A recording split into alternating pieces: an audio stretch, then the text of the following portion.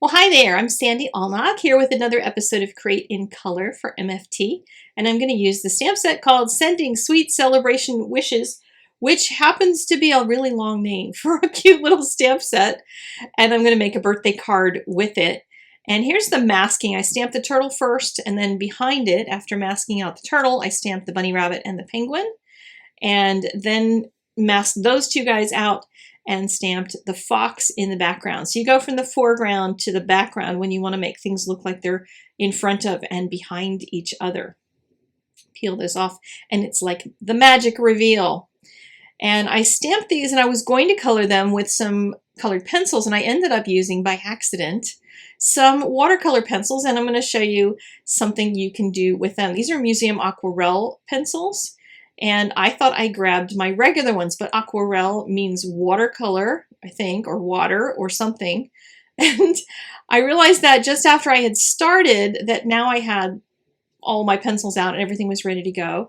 And I thought, well, let me try this anyway. In case you ever wondered, you can use watercolor pencils just as colored pencils, and they will operate basically the same. You can do your same blending and your same techniques for color layering, etc. with watercolor pencils and just not add water to them. Or you can do what I'm going to do, which is going to be to add water to the parts that I want to intensify the color for. So with these, I'm doing this on some primitive white cardstock from MFT. It's not watercolor paper. So when you do something like this and you've already stamped everything on this wonderful paper that you were planning to use regular dry pencils on, you just have to use very little water. So what I'm going to be doing each time I grab my brush and touch it to the pencil is to basically squish the water out of it. Get it good and wet, but then run it through my fingers, dab it on a paper towel, different techniques, whatever it takes to get the majority of the water out, or your paper is going to buckle. You wouldn't want to do a full scene with a whole background and all sorts of things, but since these are small and contained animals, I thought it might still work, and you can see that it is still working. I did some of the blending with the pencils before I added the water, so that's going to give me a little easier blend, but with watercolor pencils, you can also only add one color, not do multiple colors, and still get that shading as long as you put more of one in the shaded area and less in the highlight area. But you'll get a bigger transition of color if you do it like I'm doing by putting some darker shades in the shadow areas and then increasing that to lighter and lighter areas, or shall I say decreasing that as you get to the highlight sections.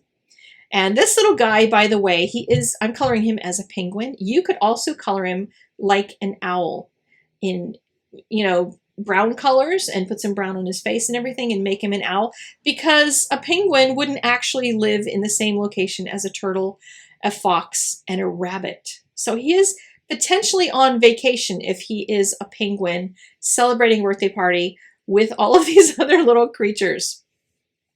To get a little tiny bit of very pale shading in the white areas, I just picked up some color that was already on the dark part of the penguin and just transferred that over, because once you touch that brush to the pigment, you'll get a little bit of pigment on the pencil. So you don't even have to put the light colors down in order to do that. So just going to be adding my shadows on basically the left side. I've picked the upper right for the light source. And on some of them, like this bunny, he's got shadows on both sides of his face. Nobody's going to care. It's going to be totally fine. There are sort of rules in coloring, but then there are lots of rules you can break. And as I told my classes when I was at MFT just this past month, a couple weeks ago, you do what the card requires. And if you can rock the thing that's most important on the card, then don't worry about the rest of the stuff. So if you can make the rabbit look dimensional, it's more important that he looks dimensional than that he looks correctly dimensional. So if you end up with your shading sometimes on the wrong side of something, on the left instead of the right on one object, and the right instead of the left on the other, nobody's going to really care. Unless you're in an art class and your teacher's critiquing your light source, you're going to be just fine.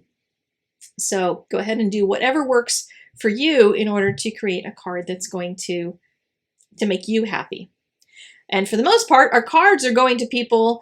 Some of us send cards to card makers and they'll know a little bit more, but lots of our cards are going to people who don't know anything about card making and coloring, and they're not going to care one little bit at all.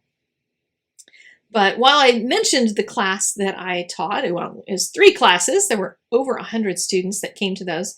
Very excited. And I'm thrilled that MFT wants me to come back again sometime. So we will let you know when those dates get scheduled, because it would be really fun to meet everybody. It was fun to go there, even though the air was so thick with humidity that it was hard to breathe.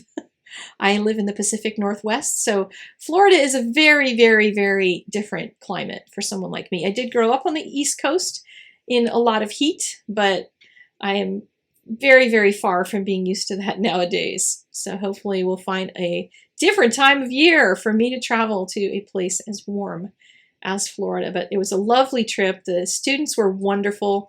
The people at MFT are just the sweetest that you'll ever meet. Lots of fun. And I got to meet 8 dogs. Yeah, 8 dogs, a bunch of cats, a bird, some chickens. So yeah, it was a whole lot of fun going to Eustis, Florida to meet the MFT crew. So here, just adding a little shading at the bottom after getting all of my fun card all done. And on the inside, I decided to also stamp the little turtle again off the page. So he's kind of doing a little walk on, a little cameo on the inside of the card. And I thought this was a really fun little 1-layer simple card with some fun coloring that you can do with watercolor pencils or colored pencils, whatever you prefer. Thanks so much for spending a few minutes with me. The supplies are listed in the description down below, as well as over on the blog. And if you have any questions, leave a comment or send me an email. I'll talk to you guys later. Take care. Bye-bye.